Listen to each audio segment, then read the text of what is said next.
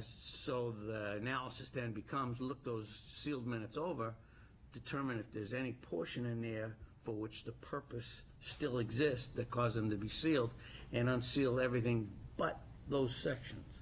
Are you free to just say, in general terms, what concerns you about? Yes. There is discussion in there that might be advantageous to a party choosing to submit a proposal to the city. And it seems to me, and it's actually your decision to make, but it seems to me that it is possible that some of those provisions might work to the adverse of the city by benefiting parties submitting proposal against other parties submitting proposal. So, or even a party as yet unheard of that would want to look at the unsealed minutes and come in and submit a proposal. So if there's anything that fits that kind of category, my suggestion would be to keep that sealed, and then. But if they are unsealed, then it would favor or disfavor everybody equally. I don't actually know that. If that's true, then. Yeah. I'm not sure. I haven't thought about that in Yeah. terms of these minutes, but And yeah. so I think it really is a timing issue, because hopefully in the next 2 or 3 weeks, we're going to be issuing the new RFP for a 3-year contract. I think it really is a timing issue, predominantly based on kind of what I heard from Bob, which is, let's get the RFP out the door, get this new one done. And then, as Bob kind of teed it up, that issue kind of goes away that he's flagged as a potential concern. So. Well, why don't I, with that in mind, I'll look at these again. My inclination is to do what your first urging was, is to open this up as much as we possibly can and be done with these sealing of these minutes. So that would be my inclination, but I take to heart your comment, and so I'll look at that between now and the 20th and make a decision.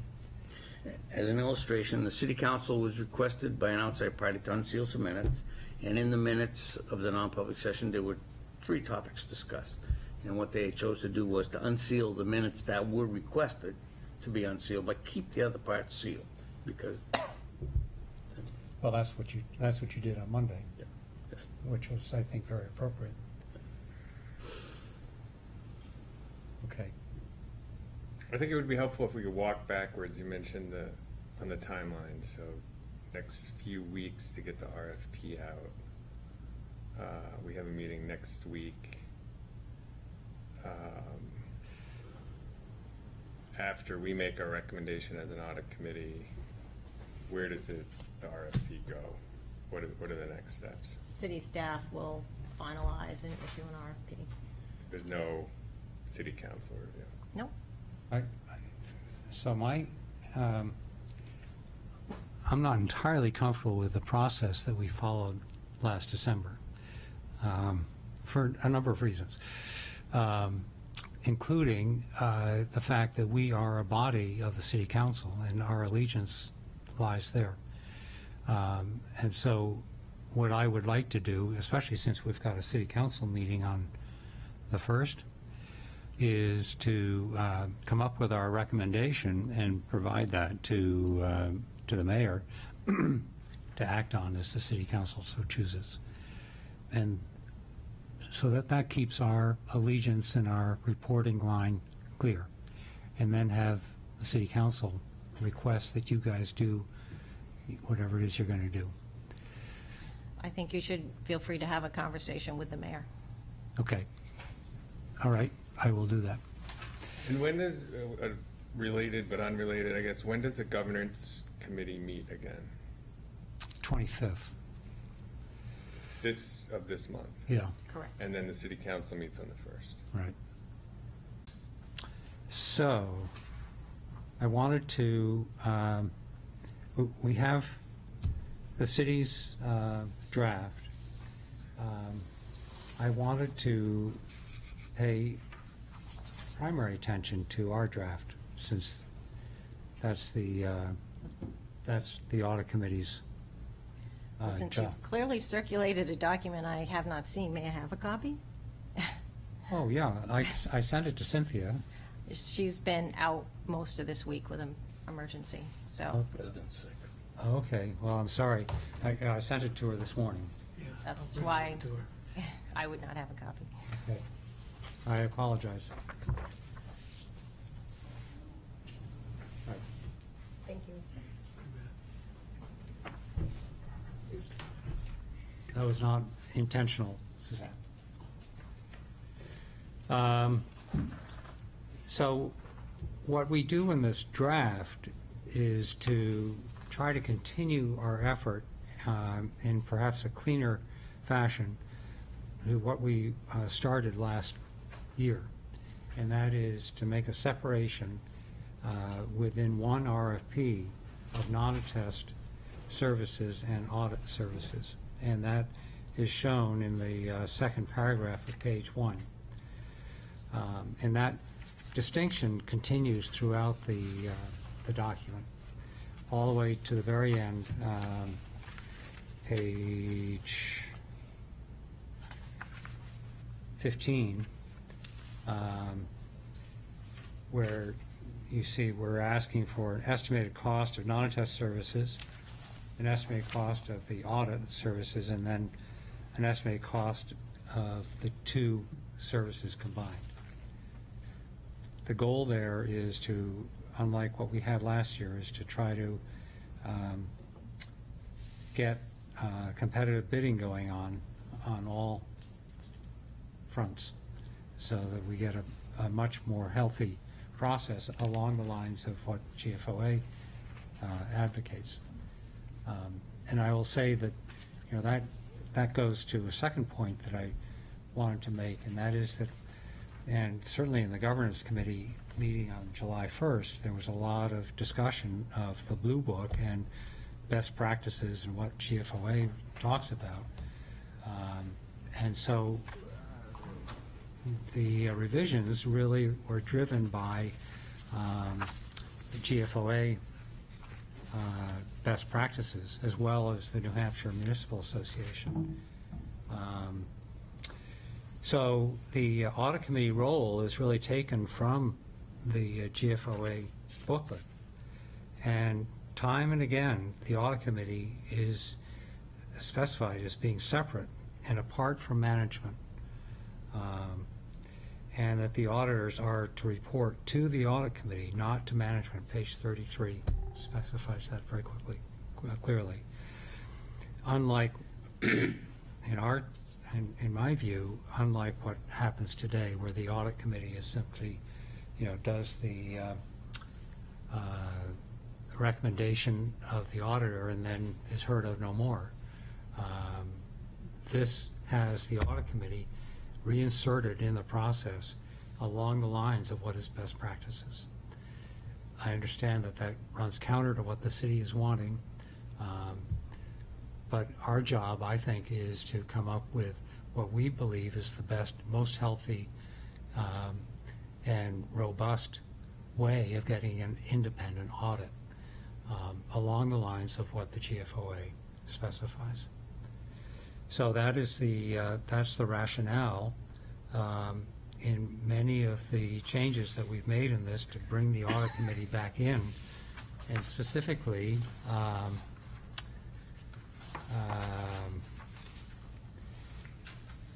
page 9, timing requirements, which I know a lot of this material was struck in what you had come up with on December 15th last year.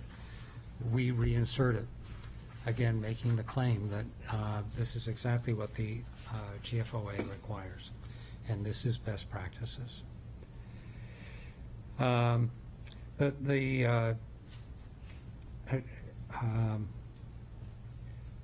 will also take the liberty of responding to a point that was made in the governance committee, since we're on tape. and that is the makeup of the audit committee. And I know the governance committee is, trying to resurrect Counselor Tabor's thought from last August that the audit committee would be made up of purely city councilors. And I would recommend strongly against that. First of all, footnote 1 in the GFOA booklet specifically allows for members of the audit committee to be appointed, not delegated. The GFOA booklet does make a distinction there. And we're not talking about delegation, we're talking about appointment. And these positions are made by appointment by the mayor and confirmed by the city council, as opposed to delegation, which is, I would agree with Councilor Tabor and the booklet that delegation would be a dangerous passing on of responsibilities. So, but there are additional reasons why it's so important to have private citizens on the audit committee. First of all, you're getting a lot of expertise for free, and that should appeal to any Yankee. Secondly, forgive me, but I don't think, from all that I've seen of city council members' discussions, I think that we bring to the party a greater degree of skepticism. So much so that I know, well, I can't say that because that's part of our non-public meetings, but I think the skepticism was a very important part of our process this past year. And my concern is that if you just have city councilors on there without the experience and the depth of knowledge and the financial background of these private citizens, then you will lose a great deal of the quality of discussion, and especially as you're trying to decide which auditor to hire. And then the final point that I think is very dangerous with the just having city councilors on there is that you subject yourself to a loss of the staggered positions.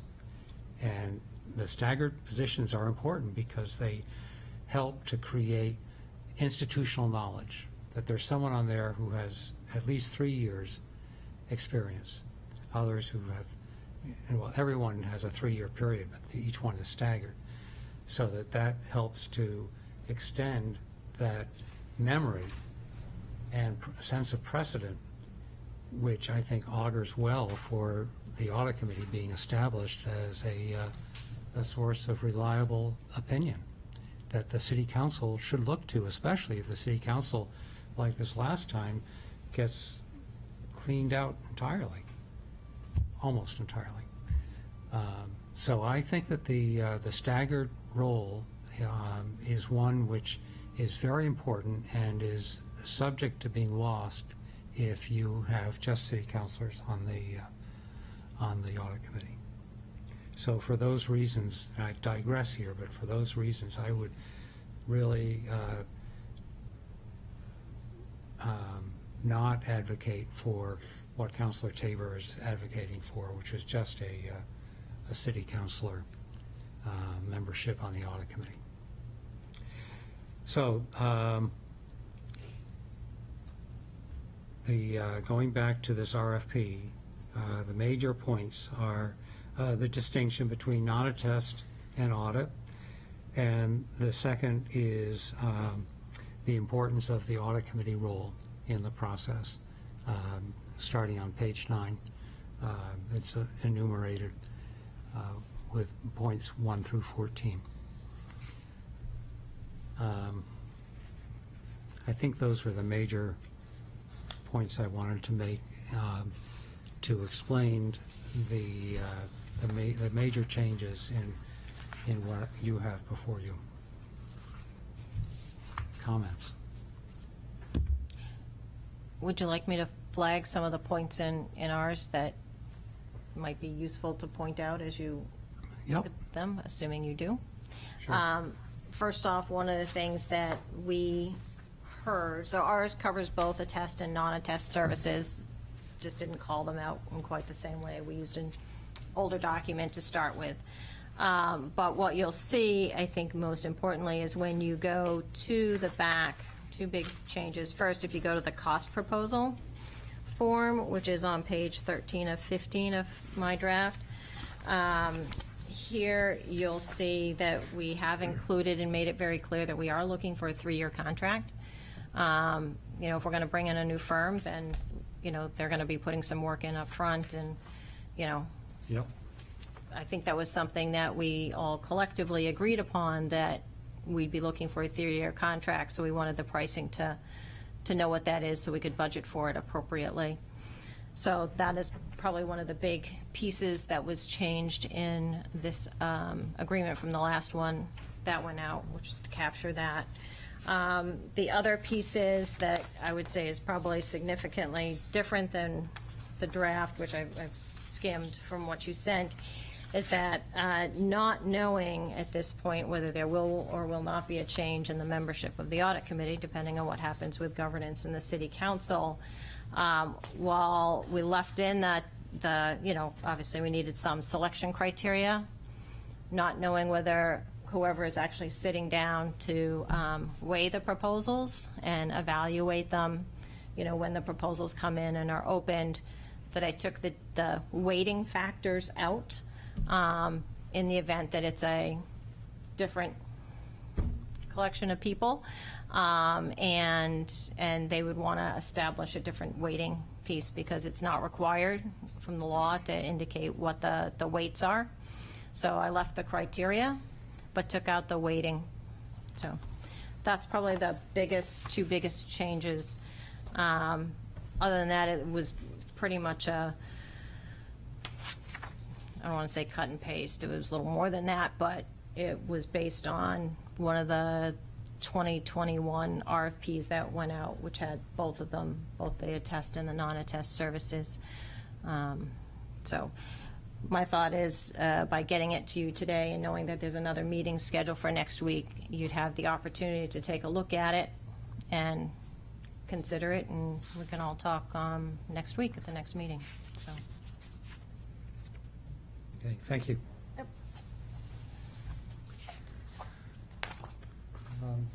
So I would say, I agree with the chair's point that it's a good idea and reasonable for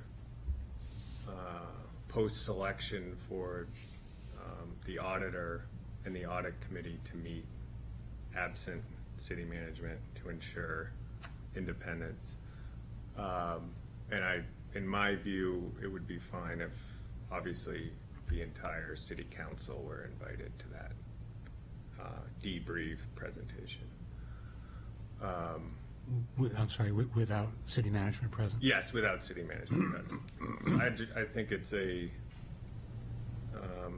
goal is independence, and I think irrespective of the membership of the audit committee, it seems like a very reasonable way to shore up that independence. I think it's hard to argue against it, in my view.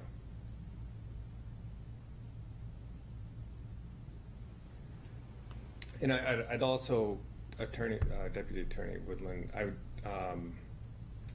I did review the governance committee meeting, and there were some references to funds available for outside expertise. Could you elaborate on that? And I think, so I was a little surprised to hear that, given it wasn't presented last year, and because of the focus on cost, which, you know, is all a top priority. Even though it only had a 30% weighting, it's very much a top priority. Where are those monies coming from, and how much is there? there are a number of departments that have line items for professional services as they may be needed throughout the course. And so when experts and professionals need to be hired, then depending on the nature of the expert that is needed, whether it's a legal one or a finance one, there are typically line items within those departments to use for those purposes, or engineering. So specifically for the audit process, what do we have available? There is a line item, I recall, for audit for this year. It probably has the number that Melanson gave us because we pay their bills this year. So whatever that cost was is probably carried through in the budget. I meant to look it up before I got here, but I didn't have time. But that's just for the audit. Just for the services, audit. As opposed to what Jesse's referring to, I think. Right. So, Right, and we Consulting. typically Right, I mean, have, that's, you were suggesting that you would fill the gap of the expertise you currently have on the audit committee with an outside consultant. if it were So- needed, if the, Right. Okay, so it would be, assuming the audit committee does a thorough job and is meeting multiple times during the year, it could be a substantial amount of money. the audit committee does or does not have to engage an expert. It would depend on what the audit, Right, but it was said And they in the would need- context of replacing the existing expertise. the governance committee will make the recommendation that it wants to make, and Okay. there are generally funds available at the request of the city manager. You know, a request would be made, and we would look for those funds in the appropriate department and line item.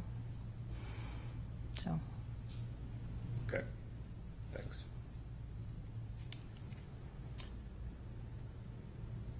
Mark, Petra, do you? Calling for public comment?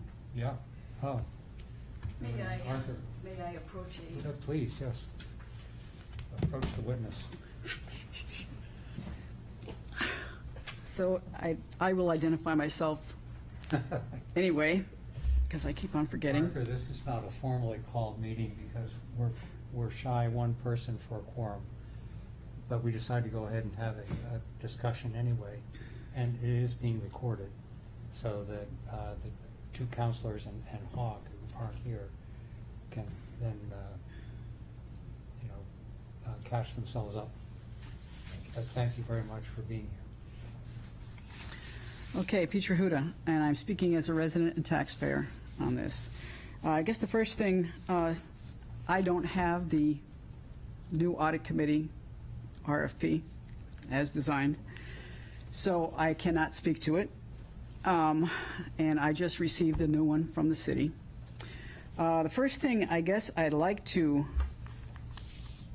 thank you, like to call to your attention and ask the city attorney, since he made the statement, is on the old RFP and on every RFP that we have, on page 2, it states, proposals submitted will be available to the public to review as may be required by New Hampshire RSA 91A after the competitive selection process is complete, done, concluded with a contract or rejection of all proposals. Firms should not submit confidential information unless requested or approved to do so by the purchasing coordinator prior to the submission. So my question to you, Bob, is this whole process has been completed, and I'd like to understand your objection to opening the meeting minutes of 6/21. Oh, I didn't actually express any objection. I just said that there's a consideration that the committee has to make. Okay. So, whoever the proposers are in this case receive that information right up front in the RFP. So they are all aware of the circumstances under which they are submitting a proposal. So I guess the argument or your statement that it would give somebody an advantage to hear what was said last year, I guess I would question that. Well, let Because- me clarify then what I said. What I actually said was, what the committee should decide is, if that is true. And if the committee decides that some other party would get an advantage from seeing the sealed minutes, then they should not be unsealed. But if the committee determines that no one gets any advantage if these are unsealed, then they should be unsealed. Okay, because it's clearly legally stated in here that anybody who applies should be aware of that. Okay, and then the next thing. I guess my first question here, since we're going into the third session, is, I guess, Deputy City Manager, why are you here? Who are you representing here? You are not the audit chair. You are not the city manager, as noted in the ordinance. You are not the purchasing coordinator, as noted in the RFP. And according to the budget docs, you are not an attorney who would review this contract after that, according to what was listed in the budget documents as of 7/21/22. So I'm questioning as to why the purchase coordinator isn't here to do this process this time. We've been to this 3 times. You have your financial experience here to review this, and it is clearly stated in the charter that the person who should be doing this and that the city council gives the ultimate power to is one person, a single individual. This is per section 7.2 purchasing procedure. The city council by ordinance shall establish a purchasing and contract procedure which shall include the assignment of responsibility of purchases to a single individual. That would be the purchasing coordinator or manager, whatever the job title would be, for a combination of purchasing or similar articles for the different departments and purchasing for competitive bids, whichever is practical. So that would be my question. At this point in time and in this point in the audit committee life, I guess you'd call it, why is the audit committee not actually communicating directly with the person who actually is assigned this job by ordinance?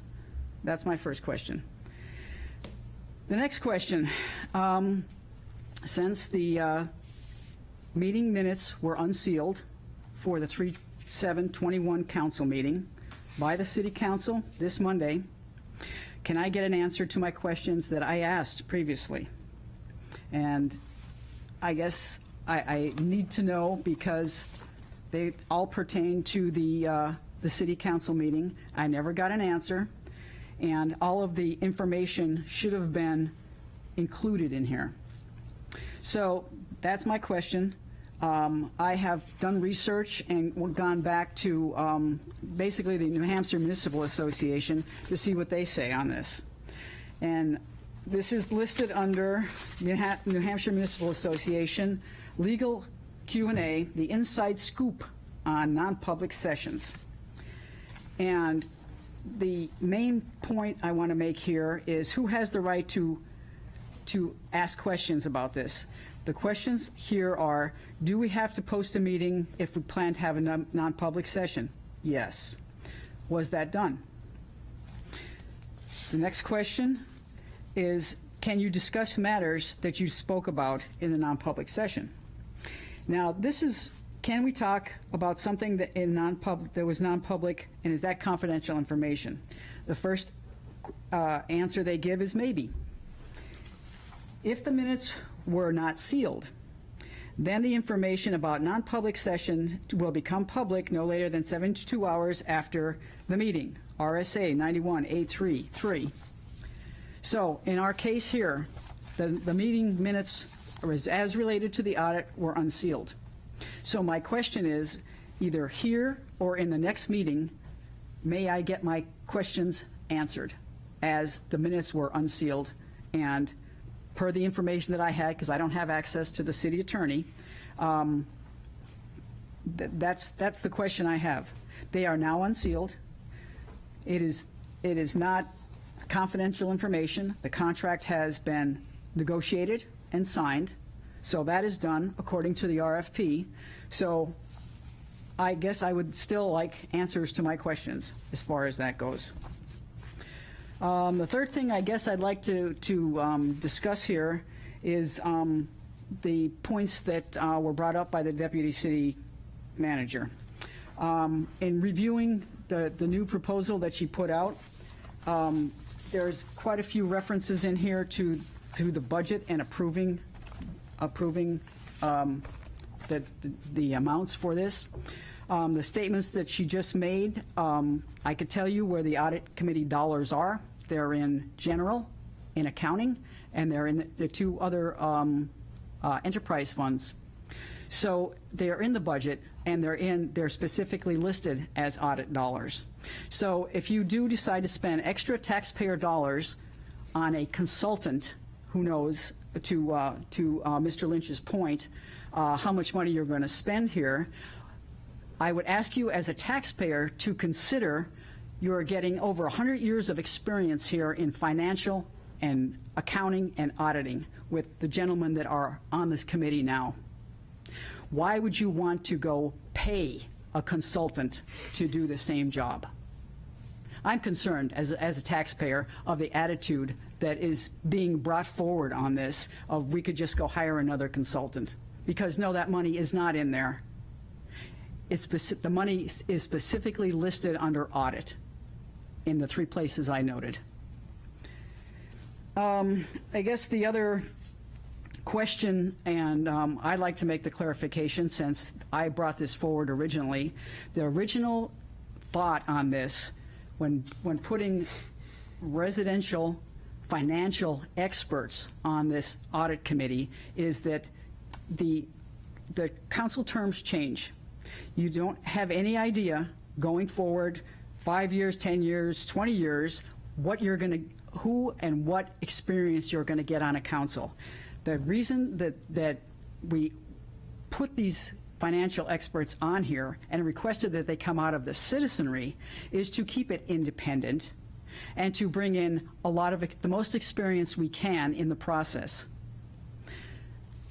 On that, I'd actually like to read you something from the, also from the Municipal Association and from a RSA, Section 4131. An audit is a systematic examination of the sources and uses of municipal funds. A certified public accountant is required to perform the examination of the funds if 1, A, the municipality is a population of 800 or more, and B, this is the big one, the municipality has bonded debt. We have a lot of bonded debt. The next statement I'd like to read to you is the universal citation from New Hampshire Revenue Stat 4131. Purpose. Financial audits play a fundamentally vital role in helping to preserve the integrity of public finance functions and by maintaining citizen confidence in their elected leaders. Properly performed audits provide independent assurance that financial information is presented and reliable. As a person who has a financial background, I rely on this.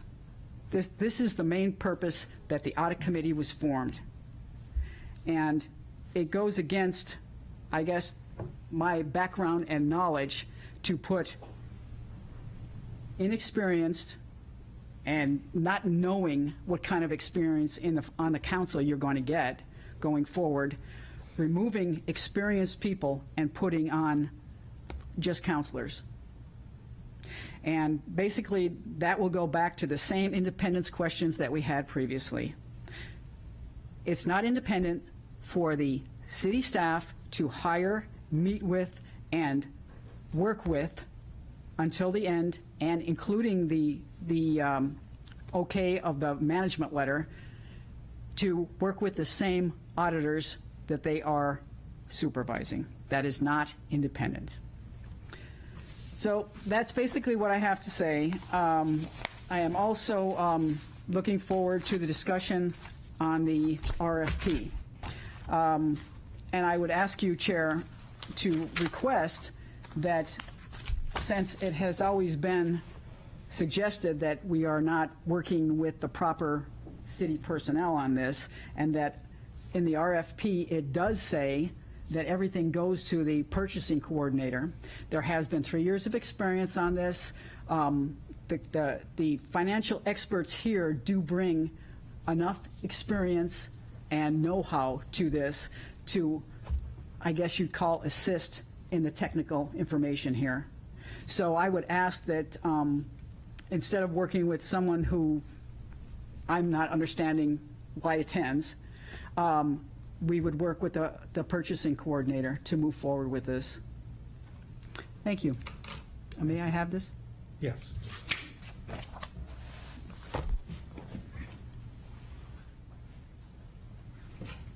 Arthur?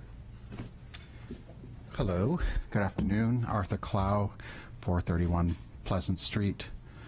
I didn't catch the beginning of the meeting. I just seen some of it, and there was a topic came up that interested me, and that was the concept that's been being floated around in the governance meeting.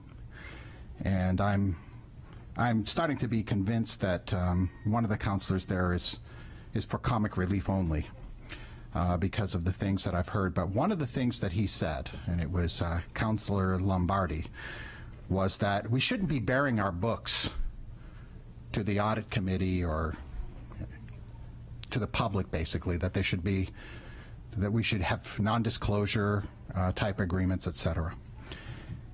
And that's not the way that things are supposed to work in the state of New Hampshire. The books are supposed to be open. I work in the private sector, so I'm not an expert on the public sector, but I can tell you that I go through training year after year. My work is supervised occasionally or reviewed and audited by entities within the SEC and certainly the OCC, which is a federal entity. And they'll go through work that I do, even just testing. So audit is not a dirty word, but I see what I often see in my red flag training, that there's an unusual amount of resistance to having professionals choose an auditor. And in keeping with the same auditor, it has baffled me so much that I can't even understand how the city has been able to secure a AAA bond rating using the same auditor year after year. They must not be aware of it, or the debacle or the interference by the deputy city manager in the process that I saw on camera. It's well recorded, with muddying the process with this, with Councillor Tabor breaking confidentiality laws to malign the audit process, the audit committee's process, and the fear that I feel from city officials who don't want the light of day to be shining on what's been happening here. So I have a lot of concern. If you look at, I'll give an example, for a simple example. A show that I sometimes watch is To Catch a Smuggler.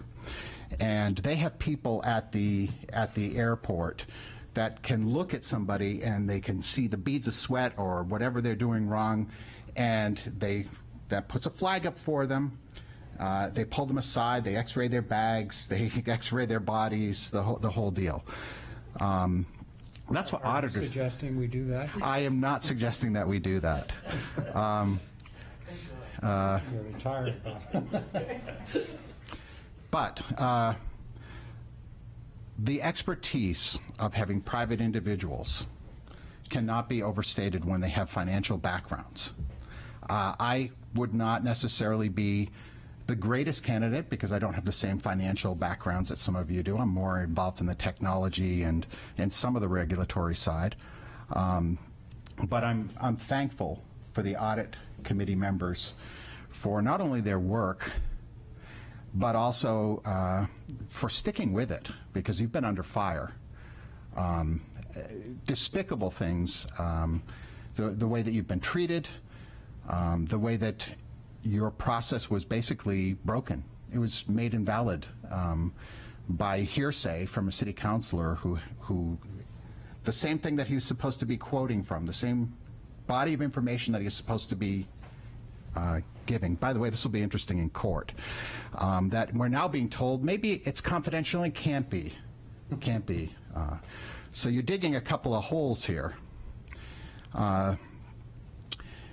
Another thing I'd mention is when you look at what happened with, I'm going to say the name wrong now, just because I'm a little nervous, but Madoff.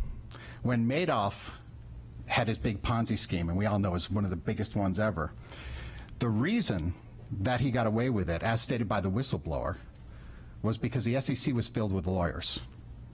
They weren't filled with people who knew the stock market so much. So these are the people that we need working with the process is financial people. I remember several years ago, in 2015, I detected that a city employee got a fake payout, meaning an unentitled payout. And this was the scenario.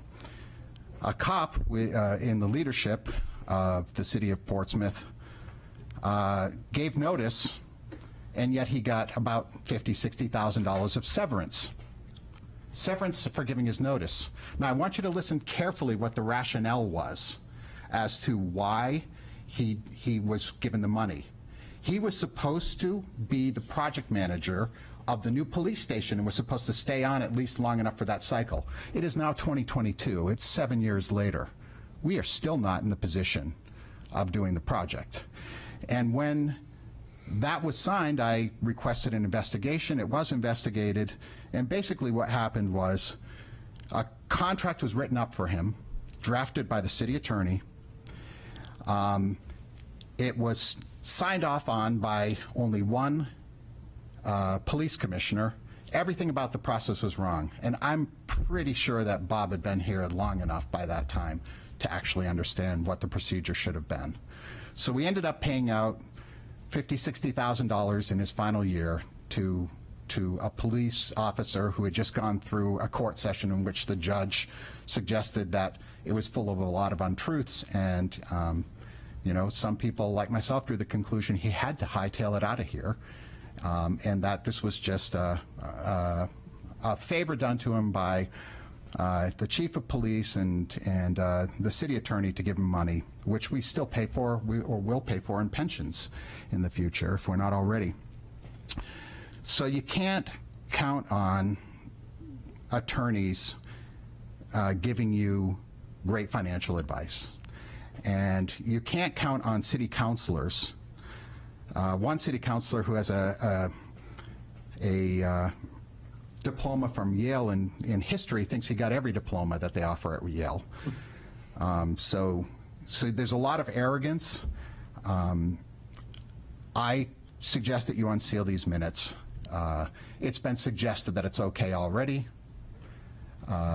It'll be interesting in court to have today's meeting on video saying that still they're confidential. That's awesome. I really appreciate that. So that's all I have for today. Thanks. I think you assumed I thought it was formal because I actually wore a button-down shirt and tucked it in, but I appreciate Summer dress. I appreciate the opportunity to speak. Thank you. Mark, do you have any? No, for once, I'm just going to be silent. I know, it's stunning, isn't it? Well, are you okay?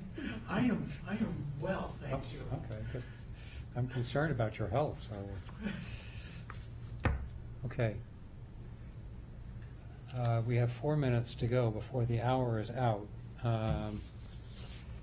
Would you like me to address any of those points or not? Sure, yes, yep. In 4 minutes. In 4 minutes.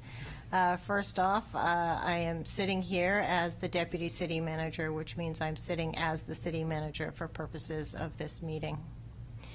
Second, just to clarify for the record, under the charter, Judy Belanger as finance director is responsible for those charter responsibilities that were outlined by Peter Huda.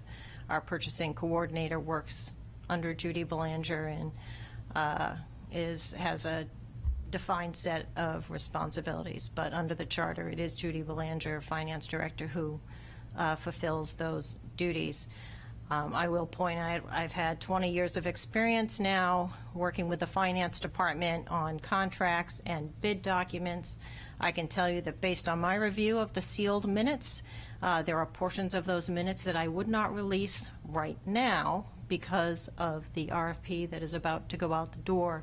And I do think it would be a competitive mistake to release all of those minutes now. So I would invite the chair and the other members of the committee to review the sealed minutes carefully and give some thought. I think Bob spelled it out carefully. Sometimes there are pieces that can be released, but it would behoove, I think, the committee in terms of getting the best candidate.